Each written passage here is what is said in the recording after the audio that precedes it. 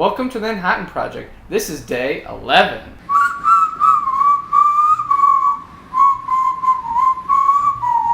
Last week we got a really early sneak peek of the new movie Home Again starring Reese Witherspoon. Check out our experience.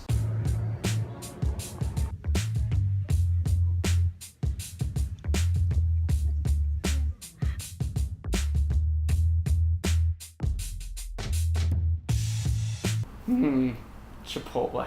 Home Again is a movie in the Nancy Meyers vein because it was produced by Nancy Meyers, but not written and directed by her, about a woman played by Reese Witherspoon who divorces from her husband or kind of separates and then finds herself suddenly having hosts to not only her own children, but 3 20-something boys trying to make it in the film industry. As a result of her move back to Los Angeles, she's home again. Take a look at the trailer.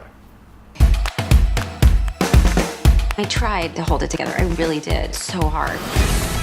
When were you going to tell me 3 strangers were living in your house? Look at this. It's something that could be sort of exciting. I miss our family. Let's fix this. You know I'm 40, right? Like, ballpark. Home Again. So Johnny Boy, what were your expectations for this movie?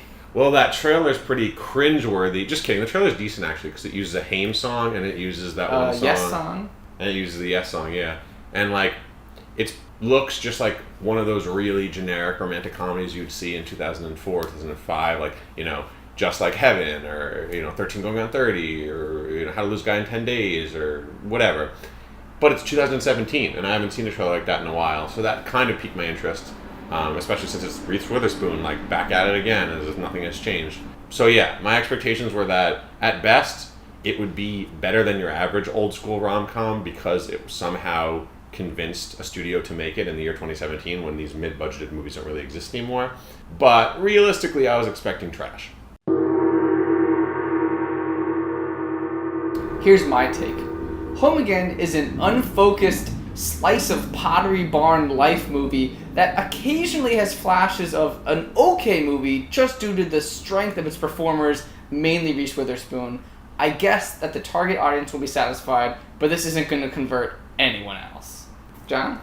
I agree pretty much with all of that statement. This is some of the most cringy, cliche first world problems watching you can do all year. It starts with like this awful voiceover with just like these fake old photos of Reese Witherspoon talking about how her father was this successful director and how he was, you know, everyone loved him and then she was his special girl and all this weird like narcissism is not the right word, but it's very self-congratulatory. It's everything everyone made fun of La La Land for being this like patting herself on the back, so not in tune with any of actual world conflicts right now, congratulatory Hollywood circle jerk, and this is just a worse written one. But then, once it gets going, shit's fun and watchable, honestly. If you can get past that, it's good at what it's doing. It's better than like a Gary Marshall movie, may he rest in peace.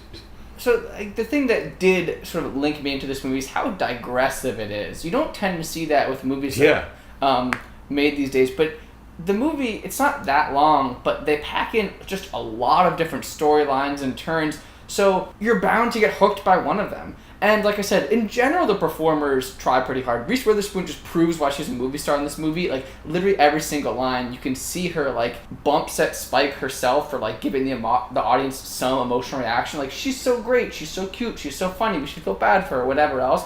But honestly, the rest of the cast, like, they hold their own. Nat Wolff's in here, we always like him. They got John Rudnitsky, I think is his name, from SNL. And Michael Sheen's great, obviously. Her mom is a famous actress. I'm forgetting her name, but she, you know, has a blast and for 5 minutes or whatever.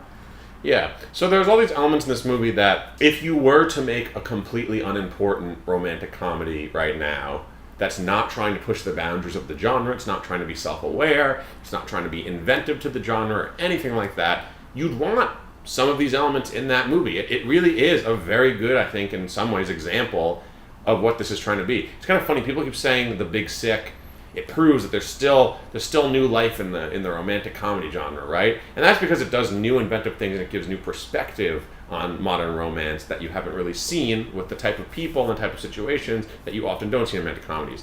This movie doesn't do that at all, but it also shows that there's life in this genre because it's like, it reminds us why we liked it so much, why that comfort food existed. Or maybe not, we didn't like it. However, the people that did like it, the women that were catered to in the early 2000s and the 90s, and even earlier, with You Got Mail and When Harry Met Sally and all that great stuff that really kicked off the modern, or now it's not even modern anymore, romantic comedy era. It shows why that shit was valuable at a time, and it gives you one last ride looking at it. This movie almost functions better because it comes out in 2017, but also, like I said, it's almost worse because it comes out in 2017 because so much better things are happening in more progressive movies.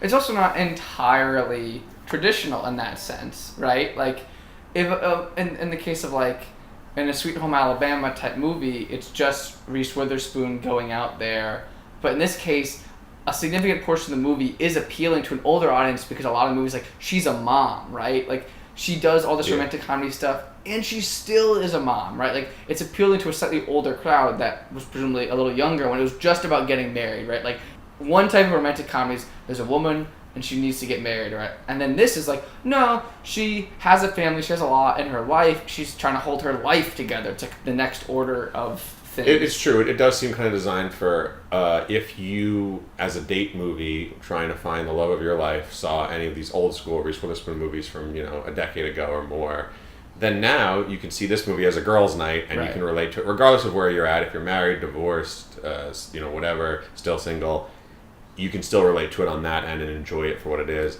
And that's why, again, we talked about this kind of an inconvenient sequel where you got to know your audience, and this is a movie where Evan and I are not the audience. So that's why we have to give credit where credit's due. I don't want to pretend that this movie is important. I don't want to pretend that it's valid or that you should see it over a movie like The Big Sick, because you really shouldn't. That's my opinion. Right. But I got to be honest, I can't trash the hell out of this movie because it has an audience. It wants to cater to that audience. And I think personally, it does pretty well, because once I was able to get myself in the shoes of like, okay, I'm not going to roll my eyes at this movie. I'm not going to make fun of it. I'm not going to fucking get annoyed that they're doing the like, look, this kid's so cute thing that they do in every movie where the kid's talking about depression and anxiety and stuff like that. Like, ha ha ha. If we can get past that, yeah, Reese Witherspoon is good enough. Some of the jokes are funny enough that it's a good time. So for me, recommendation, if you saw the trailer and you said, oh, that looks cute, it is cute. You should see it. If you saw that trailer and you cringed, stay away. It's not anything new.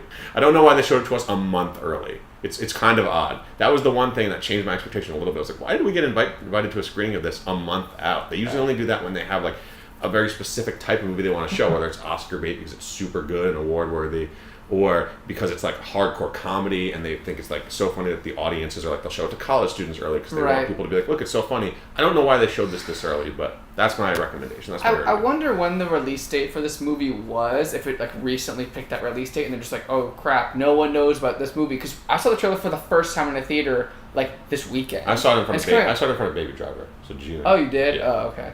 I guess I just hadn't seen it. So that's actually a while ago. So then never mind. I'm not entirely positive either. And what about your final metaphor? So similes. Someone pointed out that they're not metaphors, they're similes, because you said this movie is like, you are 100% right, sir. Commenting stuff like that is what gets you gold star. Nothing. But you are right, though. I'm not making fun of you. You're correct. This movie is like a wine cooler.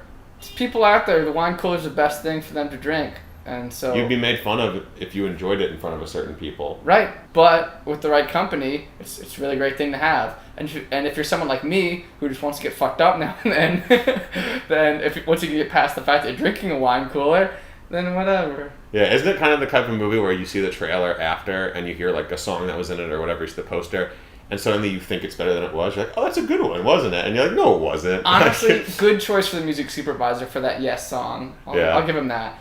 Anyway, thank you guys so much. Oh, wait. So you're saying probably like a 2.5 out of 4? Yeah, just a 2 out of 4. So many 2s out of 4. Whatever. Thank you guys so much for watching. We're the Manhattan Project. We are setting out to review a new movie every single day. So that means we're going to be back tomorrow and the next day and the next day and the next day.